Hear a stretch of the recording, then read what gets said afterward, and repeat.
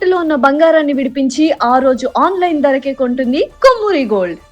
గణేశాయ నమః, గాయత్రీదేవి నమః, లక్ష్మీ గణపతి స్వామి నమః. అయితే జూలై 3వ తారీఖు సంకటహర చతుర్థి వస్తోంది. అందులోనూ శుక్రవారంతో కూడుకున్నటువంటి సంకటహర చతుర్థి చాలా విశేషం, మహాపర్వదినం. అయితే ఎవరైతే ఈ రోజుని సద్వినియోగపరుచుకుంటారో వాళ్ళకి జాతకంలో ఉండే దోషాలు పోవడమే కాదు, డబ్బుకు లోటు లేకుండా ఉండడం, అప్పుల బాధలు పోవడం, రుణ సమస్యలన్నీ బయటపడడం, ఉద్యోగ అవకాశాలు రావడంతో పాటుగా సంతాన యోగ్యతతో పాటుగా కష్టాలన్నీ మటుమాయమైపోతాయి. ఆ పేరులోనే ఉంది కదా, సంకటహర చతుర్థి. ఎటువంటి కష్టాలైనా సరే తొలగించే చతుర్థి అని. అయితే కోర్టు సమస్యలు, పోలీస్ కేసులు, వివాదాలు, భూ వివాదాలు, గృహయోగము, అలాగే విదేశీ ప్రయాణాలు, విదేశాల్లో ఉండే వాళ్ళకి ఉద్యోగ సమస్యలు, ప్రమోషన్లు, ఇలాంటి వాటిల్లో ఏ సమస్య ఉన్నా కూడా ఈ సంకటహర చతుర్థి చాలా విశేషంగా పనిచేస్తుంది. అన్నిటికన్నా ముఖ్యంగా అనారోగ్య సమస్యలతో బాధపడేవారికి, ఎవరైతే మానసిక వేదనతో బాధపడేవారికి, కుటుంబ కలహాలతోటి లేదా ఇష్టమైన వాళ్ళు దూరం అవడంతో ఇబ్బందులు పడేవారికి అందరి కష్టాలు కూడా తొలగించే మార్గం రాబోయే 3వ తారీఖు చేసేటటువంటి సంకటహర చతుర్థి. అయితే ఏమిటి ఈరోజు ప్రత్యేకత? ఏమి చేస్తే మన జీవితంలో ఉండే కష్టాలు తొలుగుతాయి, అప్పులు బాధలు పోతాయి, ధనం కలుగుతుంది, ఐశ్వర్యం వృద్ధి అవుతుంది అనే విషయాన్ని ఇప్పుడు మనం కూలంకుషంగా తెలుసుకుందాం. మిగతా చతుర్థికి దీనికి తేడా ఏమిటంటే శుక్రవారంతో కూడుకున్నటువంటి సంకటహర చతుర్థి. ఇది చాలా విశేషం. సాధారణంగా సంకటహర చతుర్థి అంటేనే చాలామంది ఈ మధ్యకాలంలో కొన్ని లక్షల మంది చేసుకుని దానివల్ల ఫలితాన్ని పొందుతున్నారు. పూర్వీకులు అందరూ చేసేవారు, కానీ ప్రస్తుతం మళ్ళీ మధ్యలో కనుమరుగైనా మళ్ళా తిరిగి దాని గొప్పతనం మాలాంటి పండితులు చెప్పడం వల్ల, తెలుసుకుని చేయడం వల్ల దాన్ని మౌత్ పబ్లిసిటీ, అంటే నేను చేసేనే, నా వల్ల ఇంత ప్రయోజనం కలిగింది అని వాళ్ళ కుటుంబాలకి చెప్పడం వల్ల వాళ్ళు కూడా చేస్తూ ఈ అద్భుతమైన ఫలితాలు పొందుతున్నారు. అందులోనూ కలవు చండీ వినాయక, కలియుగంలో అమ్మవారిని గణపతిని పట్టుకుంటే వెంటనే ఫలితం వస్తుంది. చండీ అంటే లక్ష్మీదేవి కూడా చండీలో ఒక భాగం. మహాకాళి, మహాలక్ష్మి, మహాసరస్వతి స్వరూపమే చండీ అమ్మవారు. కాబట్టి ఇక్కడ లక్ష్మీదేవి, గణపతి ఇద్దరు కూడా పవర్ఫుల్ దేవతలు కలియుగంలో. ఇంచేత మనకి ఏ కోరిక కావాలన్నా తీర్చే దేవతలు వీళ్ళిద్దరు కూడా. అందరూ కూడా సద్యస్కాలం అంటే వెంటనే తీర్చేవాళ్ళు ఎవరు అంటే కనుక లక్ష్మీ గణపతులు. అయితే అలాంటి లక్ష్మీ గణపతులని ఈ సంకటహర చతుర్థి రోజున ఏ రకంగా ఆరాధన చెయ్యాలి, ఏం పూజ చెయ్యాలి, ఏ రకంగా వ్రతము చెయ్యాలి, ఎటువంటి పరిహారములు చెయ్యాలి, ఎటువంటి దోషాలు పోతాయి అంటే కనుక, ఒకటి ముఖ్యంగా మీ ఇంట్లో ఎవరైతే ఉన్నారో మీరు అందరూ కూడా ఇంట్లో చేసుకో అద్భుతమైన పరిహారం ఏంటంటే సంకటహర చతుర్థి వ్రతము అని అద్భుతమైన వ్రతం ఉంటుంది. నేనే స్వయంగా ఈ సంకటహర చతుర్థి వ్రతాన్ని వీడియోగా తయారు చేశాను, అది కూడా యూట్యూబ్లో పెట్టాను, కావాలంటే చూసుకోండి మీరు. సంకటహర చతుర్థి పూజా విధానం తెలుగు అని కొడితే నేను చేసిన పూజా విధానం వస్తుంది చక్కగా యూట్యూబ్లో. మీరు చూసుకుని ఆ వీడియోని ఎదురుగుండా పెట్టుకుని మీరు చేసుకోవచ్చు. లేదు మీకు బ్రాహ్మణులు దొరికారా, చక్కగా వాళ్ళని పిలిపించి చేసుకోవచ్చు. లేదు మీకే మంత్రాలు చదువుకోవడమో లేదా పుస్తకం చదువుకోవడమో వచ్చు, దాని పుస్తకం ఉంటుంది, తగ్గ తెచ్చుకుని ఇంట్లో చక్కగా సంకటహర చతుర్థి వ్రతాన్ని చేయొచ్చు. ఆ వ్రత విధానం అంతా కూడా పుస్తకంలో ఉంటుంది, లేదా నేను చెప్పిన వీడియోలైనా ఉంటుంది, ఎలాగైనా సరే చూసుకోండి. అది ప్రధానమైన విషయం. ఎందుకంటే సంకటహర చతుర్థి వ్రతం అనేది సాయంకాలం ప్రదోష వేళలో చేస్తారు. అంటే ఉదయం అంతా ఉపవాసం ఉండి, అలాగే ఈ చవితి ఉంది 3వ తారీఖు వచ్చే చవితి, అందులో శుక్రవారం కలిసి వచ్చింది కదా, ఇంకా విశేషం. ఈ వ్రతము చేయడం వల్ల ఎటువంటి కష్టమైనా తొలుగుతుంది అని అద్భుతమైనటువంటి విషయం శాస్త్ర ప్రమాణం. అయితే ఈ వ్రతాన్ని ప్రారంభం చేస్తే వరుసగా కనీసం 11 లేదా 27 లేదా 54 చేయొచ్చు, లేదు కనీసం 3 చేయొచ్చు. కానీ ఎక్కువ చేస్తే ఎక్కువ ఫలితం, అంటే లాంగ్ టర్మ్లో ఎక్కువ ఫలితాలు వస్తాయి. కాబట్టి ఇది కొంచెం బాగా చేసుకున్నట్లయితే మీ జీవితంలో ఎటువంటి సమస్య అయినా పోతుంది. అయితే ఇది ప్రధానంగా మీరు మీ ఇంట్లో చేసుకోవాల్సినటువంటి ఉత్తమమైనటువంటి పరిహారము అని చెప్పచ్చు.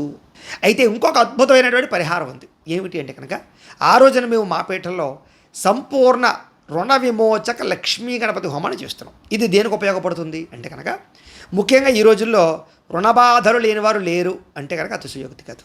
ఎందుకంటే 180 మందికి కనీసం అప్పులు ఉన్నాయి. ఏ కారణం చేత? ఇల్లు కట్టుకునో, పిల్లలకి పెళ్ళిళ్ళు చేసో, పిల్లల చదువుల కోసమో, లేదా ఏదైనా వాహనాలు కొనడానికో, వస్తువులు కొనడానికో, కార్లు కొనడానికో, ఆఖరికి ఈరోజు ఇంట్లో ఫ్రిడ్జ్ కొనాలన్నా, ఏసీ కొనాలన్నా, టీవీ కొనాలన్నా ఆన్లైన్లో ఈఎంఐల ద్వారానే కొంటున్నారు. అంటే మన జీవితంలో అప్పు ఒక భాగం అయిపోయింది. ఈఎంఐ రూపంలో అవ్వచ్చు, ఏ రకంగా రూపం అవ్వచ్చు, అది అలవాటు చేస్తారు మనకి.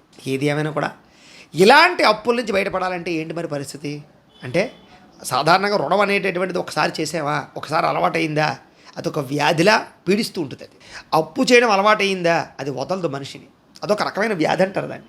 సరే, ఈ రుణాలు తీరాలి అంటే దానికి చాలా ప్రధానంగా కావలసినటువంటిది భగవత్ శక్తి, భగవతానుకూలత కావాలి. ఉంటే తప్ప ఈ రుణాల నుంచి, ఇలాంటి పీడిత రుణాల నుంచి బయటపడలేం. చాలామందికి ఏంటంటే రుణాలు అప్పులు వడ్డీలు కట్టలేక చాలామంది బాధపడుతూ ఉంటారు. ఈ రుణం ఎప్పుడు తీరిపోతుందిరా బాబు, ఇంక జన్మలో అప్పు చేయకూడదు అనుకుంటుంటారు, దండం పెట్టుకుంటారు. అప్పు అలా వడ్డీని పెంచుతూ ఉంటుంది, అసలు అలాగే ఉంటుంది. వడ్డీ తీరుతుంది తప్ప అసలు తీరుతుంది. ఒక్కోసారి వడ్డీ తీరకపోతే చక్ర వడ్డీ అయి ఆస్తులు పోగొట్టుకునే వాళ్ళు చాలామంది ఉన్నారు. తలలు తాకట్టు పెట్టిన వాళ్ళు, బంగారం తాకట్టు పెట్టిన వాళ్ళు, భూములు తాకట్టు పెట్టిన వాళ్ళు, డాక్యుమెంట్స్ అన్నీ బ్యాంకు లాకర్లో ఉండడాలు లేదా బ్యాంకుల్లో ఉండడాలు, పొలం డాక్యుమెంట్స్ అన్నీ పెట్టేయడాలు, ఆఖరికి అవి విడిపించుకోలేని పరిస్థితిలో బిక్కుబిక్కుమంటూ ఆస్తులు పోతాయేమో అని బాధపడేవారు ఎంతోమంది ఉన్నారు. అంటే అంత దారుణంగా అప్పు మనిషిని దిగజారుస్తుంది, ఆస్తులు పోగొడుతుంది, ఐశ్వర్యాన్ని క్షీణింపజేస్తుంది, మానసిక క్షోభకు గురి చేస్తుంది, మనశ్శాంతి లేకుండా చేస్తుంది, కుటుంబ కలహాలను కలగజేస్తుంది. ఎవడైనా కావలసిన వాడు అప్పిచ్చాడు అనుకున్న వాడికి మీకు సంబంధాలు పాడు చేస్తుంది, స్నేహాన్ని పాడు చేస్తుంది. ఎన్ని చేస్తుందో చూడండి. ఇన్ని చేసే అప్పు ఎంత ప్రమాదకరం మనిషికి. అలాంటి అప్పు పోవాలంటే, అలాంటి రుణం తీరాలంటే ఏం చేసుకోవాలి మనం అంటే, అందుకనే ఆ రోజున మేము ప్రత్యేకంగా ఈ సంకటహర చతుర్థిని పురస్కరించుకుని సంపూర్ణ ఈ యొక్క ఏదైతే లక్ష్మీ గణపతి స్వామి వారు ఉన్నారో వారితోటి ప్రత్యేకంగా రుణ విమోచక లక్ష్మీ గణపతి హోమాన్ని చేయించడం జరుగుతుంది. ఆయన ఉద్దేశించి ఆ రోజు బ్రాహ్మణులు పెడతాం. చక్కగా మా పీఠంలో కొంతమంది బ్రాహ్మణులు పెట్టి దీనికి సంబంధించి మూలమంత్రాన్ని జపం చేయిస్తాం మొట్టమొదట. అలాగే మండపం వేసి అందులో చక్కగా లక్ష్మీ గణపతుల్ని ఆవాహన చేసి పూజ చేస్తాం. అలాగే ఇలాంటి డాలర్లు ఉంటాయి, లక్ష్మీ గణపతి డాలర్లు. ఈ డాలర్ని కూడా ఆ స్వామివారి దగ్గర అమ్మవారి దగ్గర పెట్టి పూజ చేస్తాం. ఆ తర్వాత లక్ష్మీ గణపతులకి పంచామృతాలతో చక్కగా అభిషేకం చేయించడం జరుగుతుంది. తర్వాత తర్పణాలు చేయించడం జరుగుతుంది. అవన్నీ అయిన తర్వాత గణపతి, లక్ష్మీ గణపతి, మహాలక్ష్మి, కుబేర నవగ్రహ హోమాలు, ఈ హోమాలన్నీ కూడా రోజు చేయించడం జరుగుతుంది. ఇవన్నీ చేయించాక ఈ డాలర్ ఏదైతే ఉందో ఈ డాలర్ని అలాగే ప్రసాదాన్ని కూడా కొరియర్ ద్వారా ఎవరైతే పూజలో పాల్గొన్నారో వాళ్ళందరికీ పంపించడం జరుగుతుంది. అంతేకాదు పూజ వీడియో కూడా మీకు చక్కగా వాట్సాప్లో పెట్టడం జరుగుతుంది. ఆ వీడియో అంతా మీరు చక్కగా ఇంట్లోనే కూర్చొని చూసుకుని నమస్కారం చేసుకోవచ్చు. అయితే దీనికి అయ్యే రుసుము 1000 రూపాయలు మాత్రమే. అయితే ఎవరైతే ఏ పూజలో పాల్గొంటారో వాళ్ళకి కూడా తొందరగా అప్పులు తీరతాయి, రుణబాధల నుంచి బయటపడగలుగుతారు.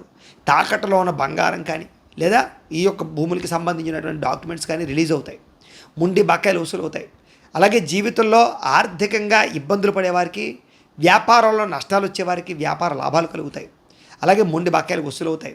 అలాగే ఆర్థికంగా సంపాదించడానికి మార్గాలు అన్వేషించుకోగలుగుతారు. డబ్బు ఇంట్లో నిలబడుతుంది, చేతిలో నిలబడుతుంది. ఈ రకంగా ఏంటంటే చాలా అద్భుతమైనటువంటి ఐశ్వర్యాన్ని అనుభవించే పరిస్థితి ఈ క్రతువులో పాల్గొనడంలో వస్తుంది. కారణం ఏంటంటే కనుక జ్యేష్ఠమాసం చాలా విశేషం, అందులో లక్ష్మీదేవితో కూడుకున్న శుక్రవారము, అందులోని సంకటహర చతుర్థి. ఈ కాంబినేషన్ ఏదైతే ఉందో ఇది చాలా అద్భుతమైనటువంటి శక్తి కలిగిన కాంబినేషన్. అందుకనే సునాయాసంగా మన జీవితంలో మనం సంపాదించుకుని మనం దాచుకుని ఏదైనా ఇన్వెస్ట్మెంట్ చేసుకోవడానికి అసలు ముందర అప్పు అంటూ ఉంటే మైండ్ బంద్ చేసి సరిగ్గా సంపాదిద్దామన్నా, అదే అప్పు తీరిపోయింది అనుకోండి, ఫస్ట్ మనం ప్రశాంతంగా ఉన్నాం అనుకోండి, డబ్బు సంపాదించే మార్గాలు అనేక అన్వేషించవచ్చు, లేదా దానికోసం కష్టపడవచ్చు. మెంటల్ స్ట్రెస్ లేకుండా పడే కష్టం వల్ల ఆరోగ్యము ఐశ్వర్యం కలుగుతాయి.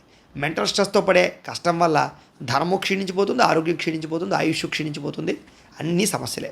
కాబట్టి ఎవరైతే ఈ బాధలతో బాధపడుతూ ఉన్నారో వీళ్ళందరికీ ఈ వీడియో అనేటటువంటిది ఒక పెన్నిది పెట్టు. కాబట్టి అందరూ ఈ వీడియోని చూసిన ప్రతి ఒక్కరు కూడా ఈ అవకాశాన్ని మాత్రం సద్వినియోగపరుచుకునే ప్రయత్నం చేయండి.